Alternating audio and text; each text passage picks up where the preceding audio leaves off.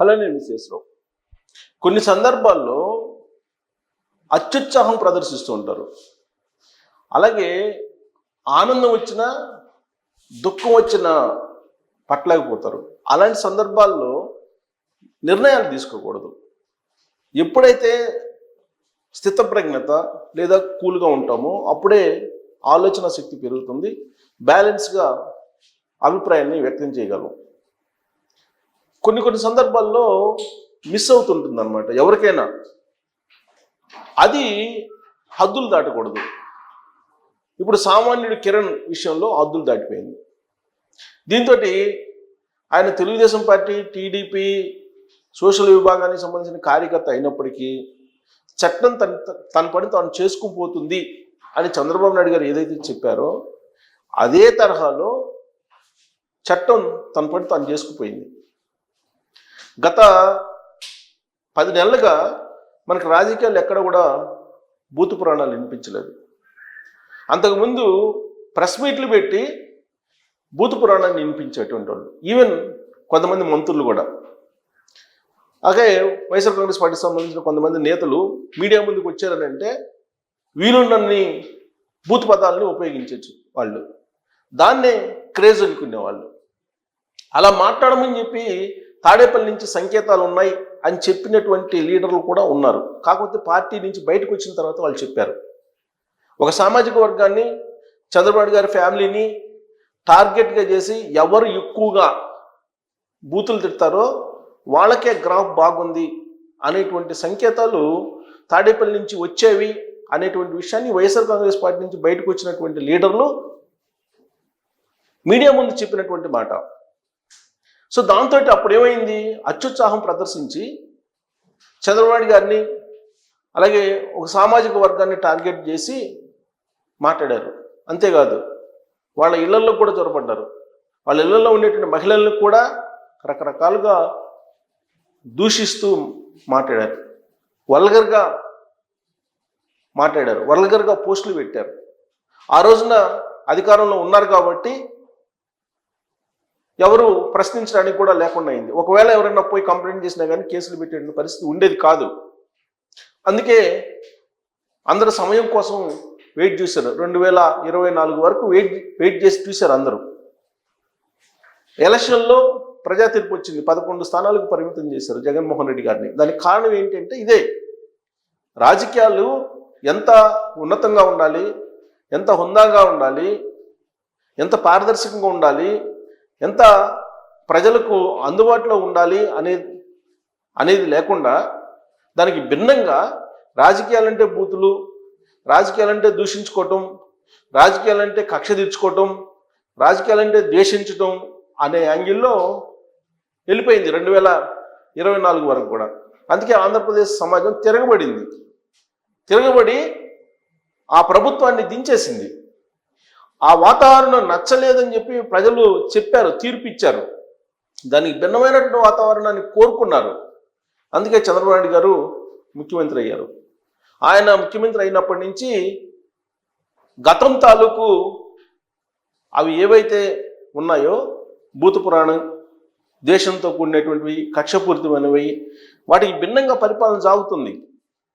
సవ్యంగా పరిపాలన సాగుతున్నటువంటి ప్రస్తుత సిచ్యువేషన్లో పెట్టుబడులు కూడా వస్తున్నాయి రాష్ట్రానికి. ఆంధ్రప్రదేశ్ వైపు అందరూ చూసేటువంటి పరిస్థితి నెలకొంది. కేంద్ర ప్రభుత్వం సహకారం ఉంది. ప్రపంచ బ్యాంకు రుణాలు వస్తున్నాయి, ఏషియన్ డెవలప్మెంట్ బ్యాంకు రుణాలు ఇచ్చాయి. ఇవన్నీ రుణాలను తీసుకొచ్చి అమరావతి రాజధానిని పునర్నిర్మాణం చేస్తూ ఉన్నారు. దానికి నరేంద్ర మోడీ గారు కూడా రాబోతున్నారు. ఇలాంటి పాజిటివ్ వైబ్రేషన్స్ తోటి ఉన్నటువంటి ఆంధ్రప్రదేశ్ని ఇప్పుడు మళ్ళా బూతు పురాణం ఎంటర్ అయింది. దాన్ని ఆదిలోనే కట్ చేయాలి అనేటువంటి ఉద్దేశంతో తెలుగుదేశం పార్టీ సోషల్ మీడియా విభాగానికి సంబంధించిన కార్యకర్త అయినప్పటికీ కిరణ్ అనే అతన్ని ఇమీడియట్గా పోలీసులు కేసు పెట్టి అరెస్ట్ చేశారు. ఆయన జగన్మోహన్ రెడ్డి గారి ఫ్యామిలీ గురించి, ఆ ఫ్యామిలీలో ఉండేటువంటి మహిళల గురించి మాట్లాడారు, ఆ కుటుంబ సభ్యుల గురించి మాట్లాడారు. అది ఎవ్వరూ సభ్య సమాజంలో క్షమించరు. క్షమించరానటువంటి పదాలు ఉపయోగించారు. అది ఎవరు చేసినా తప్పే. అది ఆ పార్టీలకు అతీతంగా ఆలోచించాలి ఇలాంటి విషయాల్లో. అందుకే ఇప్పుడు పార్టీలకు అతీతంగా ఆలోచించారు ఇప్పుడున్నటువంటి కూటమి ప్రభుత్వం. ఆలోచించి చట్టం తన పని తాను చేసుకోపోయేలాగా మార్గాన్ని సుగమం చేశారు. గుంటూరు జిల్లా పేరేచెర్ల పోలీసులు వచ్చి కిరణ్ అని అతన్ని తీసుకెళ్లి అరెస్ట్ చేసి చట్ట ప్రకారం శిక్షించడానికి వాళ్ళు ఇప్పుడు ప్రయత్నం చేస్తూ ఉన్నారు. ఇంకొక వైపు చేసినటువంటి తప్పుని తెలుసుకొని రిగ్రెట్ ఫీల్ అవుతూ వీడియో పెట్టాడు కిరణ్. అయినప్పటికీ ఆ పదాలు ఏవైతే ఉపయోగించారో వాటిని అంత ఈజీగా క్షమించేవిగా భావించడానికి లేదు. బట్ అతను రిగ్రెట్ ఫీల్ అయ్యి వేడుకుంటున్నారు. పాదాల మీద పడి నేను క్షమాపణ కొనుక్కుంటాను అని చెప్పేసి ఆయన ప్రాధేయపడుతూ అభ్యర్థిస్తూ ఉన్నారు. అంటే రిగ్రెట్ ఫీల్ అయ్యారు. మరోసారి అలాంటి తప్పు చెయ్యను అని చెప్పి ఆయన చెప్తూ ఉన్నారు. ఇలాంటి పరిస్థితుల్లో కూడా అక్కడ ఉన్నటువంటి వాతావరణాన్ని పొల్యూట్ చేస్తున్నారు అనేటువంటి ఉద్దేశంతో సోషల్ మీడియా వేదికగా చేసుకొని కొంతమంది అత్యుత్సాహం ప్రదర్శిస్తున్నారు. ఇది గతం తాలూకు వాసనలకి కంటిన్యూషన్ లాగా కనిపించడం మంచిది కాదు అనేటువంటి భావనతో కూటమి ప్రభుత్వం ఇమీడియట్గా రెస్పాండ్ అయ్యి ఇప్పుడు చర్యలు తీసుకుంటుంది.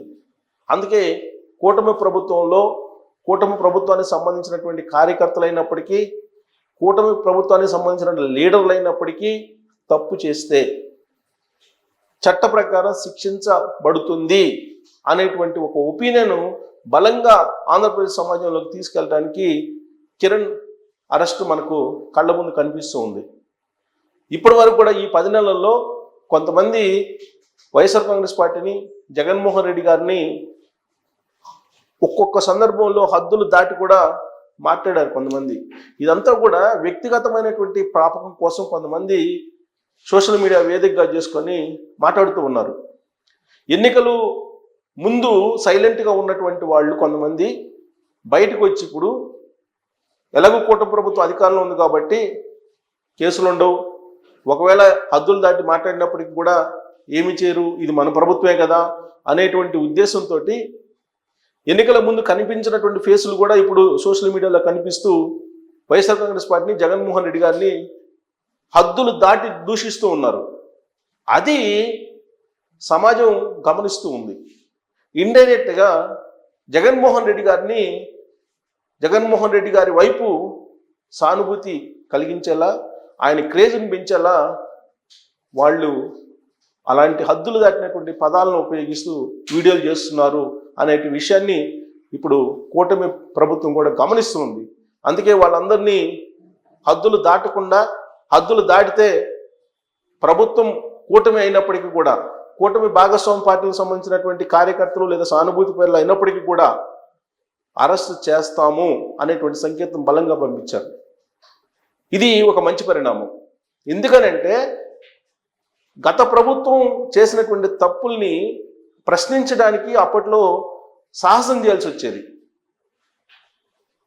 ఏమాత్రం అన్పార్లమెంటరీ వర్డ్స్ ఉపయోగించకుండా చట్ట పరిధిలో, రాజ్యాంగం ఇచ్చినటువంటి హక్కుల పరిధిలో ఆ రోజు ప్రభుత్వాన్ని ప్రశ్నిస్తేనే దాదాపు 3000 మంది పైగా కేసులు పెట్టారు.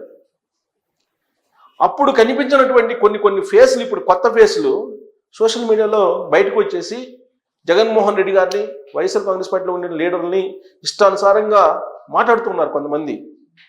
వాళ్ళకి తెలుగుదేశం పార్టీ గెలవాలి అని, ఒకవేళ అధికారంలో రావాలని కోరుకుంటే ఎన్నికల ముందు రావచ్చు. కానీ ఎన్నికల ముందు ఆ ఫేస్లు ఏవి కనిపించలేదు. ఒక 3-4 ఫేస్లు ఈ మధ్యకాలంలో కనిపిస్తున్నాయి. వాళ్ళు హద్దులు మీరి మాట్లాడుతూ ఉన్నారు. అది పరోక్షంగా కూటమి ప్రభుత్వానికి, ఏదైతే ఈ కూటమి ప్రభుత్వాన్ని ఉండాలి అని కోరుకుంటున్నారో కొంతమంది, వాళ్ళు అత్యుత్సాహం కొంతమంది ప్రదర్శిస్తున్నారు, 3-4 సోషల్ మీడియా వేదిక చేసుకుని. వాళ్ళ వల్ల పార్టీకి ఉన్నటువంటి image, strike rate 93% strike rate ఏదైతే ఉందో అది తగ్గిపోయేటువంటి ప్రమాదం ఏర్పడేలాగా ఉంది. ఆ జాబితాలో 2-3 ఉన్నారు. వాళ్ళని కనుక కంట్రోల్ చేయకపోతే ఇప్పుడు కిరణ్ని కంట్రోల్ చేయలేనందువల్లనే ఇలాంటి పరిస్థితి వచ్చేసింది. ఇప్పుడు కంట్రోల్ అయిపోతారు అందరూ. కానీ ఇంకొక 2-3 ఉన్నారు, కొత్త యాక్టర్స్ వచ్చారు. వాళ్ళు ఇండైరెక్ట్గా మరి వైఎస్ఆర్ కాంగ్రెస్ పార్టీకి కోట్లుగా వ్యవహరిస్తున్నారా తెలుగుదేశం పార్టీలో ఉంటూ అనేటువంటి అనుమానం కలిగేలా వాళ్ళు ఉపయోగిస్తున్నారు పదజాలాన్ని, అలాంటి వర్డ్స్ను ఉపయోగించి వ్యక్తిగతమైనటువంటి దూషణలు చేస్తూ ఉన్నారు. ఇది తెలుగుదేశం పార్టీకి సంబంధించిన సంస్కృతి కాదు. తెలుగుదేశం పార్టీ ఎప్పుడు కూడా హుందాగా ఉంటుంది, హుందాగానే విమర్శిస్తుంది, హుందాగానే ఆరోపణలు చేస్తుంది అనేటువంటి భావం ఆ పార్టీ మీద ఉంది. మరి కొంతమంది చేస్తున్నటువంటి ఈ అత్యుత్సాహమైనటువంటి కార్యక్రమాలను కట్ చేసేందుకే ఇప్పుడు కూటమి ప్రభుత్వం చట్టం తన పని తాను చేసుకోబోతుంది, తస్మాత్ జాగ్రత్త అంటూ సొంత పార్టీకి సంబంధించినటువంటి వాళ్ళని కూడా హెచ్చరించినటువంటి క్రమంలో దీన్ని ఒక మంచి పరిణామం కింద ఆంధ్రప్రదేశ్ సమాజం చూస్తూ ఉంది. సో ఈ పరిణామాన్ని మీరు ఏ విధంగా చూస్తారు? రాబోయే రోజుల్లో ఇలాంటివి ఉంటేనే ఈ ప్రభుత్వానికి మంచి పేరు వస్తుందనుకుంటున్నారా, లేదంటే వైఎస్ఆర్ కాంగ్రెస్ పార్టీ చేసినట్టు చేస్తేనే కిక్ ఉంటుందని చెప్పి అనుకుంటున్నారా? మీ ఉద్దేశం ఏంటి?